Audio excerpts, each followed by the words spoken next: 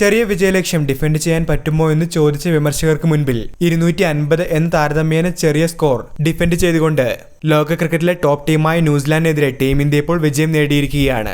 അതോടെ തന്നെ മത്സരത്തിന്റെ സമഗ്രമായ ഒരു ചിത്രമാണ് വീഡിയോയിലൂടെ നിങ്ങളുമായി പങ്കുവയ്ക്കുന്നത്. വീഡിയോയിലേക്ക് കടക്കും മുൻപ് ആദ്യമായാണ് നിങ്ങൾ ഈ ചാനൽ കാണുന്നതെങ്കിൽ പുതിയ ക്രിക്കറ്റ് അപ്ഡേറ്റുകൾക്കായി ചാനൽ ഇപ്പോൾ തന്നെ മറക്കാതെ സബ്സ്ക്രൈബ് ചെയ്തു വെച്ചേക്കുക. ടോസ് നഷ്ടപ്പെട്ട ആദ്യം ബാറ്റിംഗിനെത്തിയ ടീം ഇന്ത്യ 50 ഓവറിൽ 9 വിക്കറ്റ് നഷ്ടത്തിലാണ് 249 റൺസ് എടുത്തത്. 79 റൺസുമായി ശ്രേയസ് അയ്യർ മാത്രമാണ് ഇന്ത്യക്ക് വേണ്ടി ഭേദപ്പെട്ട പ്രകടനം കാഴ്ചവെച്ചത്.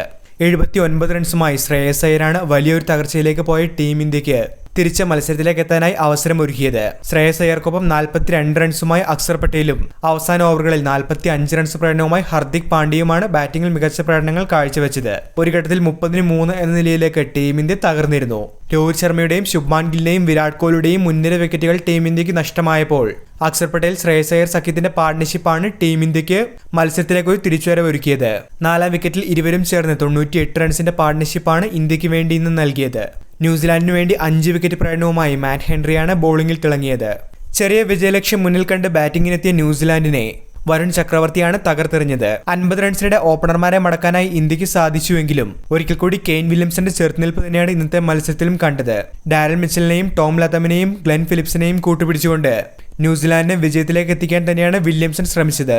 എന്നാൽ കൃത്യമായ ഇടവേളകളിൽ പാർട്ണർഷിപ്പുകൾ ബ്രേക്ക് ചെയ്തുകൊണ്ട് ടീം ഇന്ത്യ മത്സരത്തിലേക്ക് തിരികെ വരികയായിരുന്നു.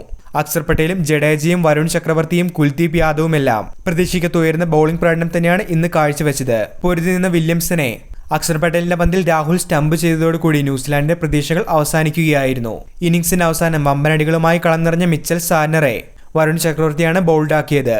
തന്റെ അവസാന ഓവറിൽ 2 വിക്കറ്റ് കൂടെ സ്വന്തമാക്കിയ വരുൺ ചക്രവർത്തി 5 വിക്കറ്റ് നേട്ടവും പൂർത്തിയാക്കിയിരുന്നു. ജയത്തോടുകൂടി ഗ്രൂപ്പ് ചാമ്പ്യന്മാരായാണ് ടീം ഇന്ത്യ സെമിയിലേക്ക് എത്തിയിരിക്കുന്നത്.